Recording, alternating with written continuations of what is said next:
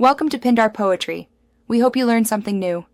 You begin by soaking cashews to get that silky texture. This removes hardness and allows aeration when whipped.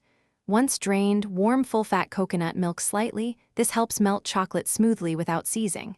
Meanwhile, chop 5 Oz dark chocolate, put it in a heatproof bowl. Make sure to measure sweetener and pinch of salt. They bring out chocolate depth.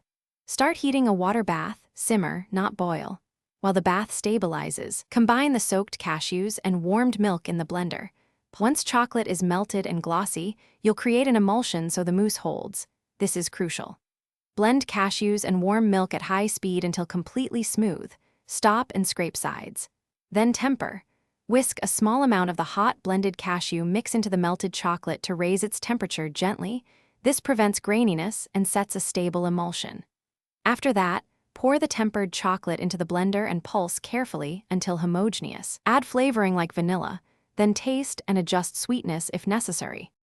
You finish by portioning the mousse into ramekins or glasses. Tap gently to release trapped air for a silky surface. Make sure to chill for 2-4 hours so the emulsion firms and texture becomes mousse-like. Before serving, top with toasted coconut or fresh berries for contrast. If the mousse appears grainy or separated, don't panic. Reheat a tablespoon of coconut milk to warm, not boiling. Add to the blender with the mousse, blitz briefly and pass through a fine sieve. This rescues texture quickly. Thanks for watching. Consider subscribing if we helped you.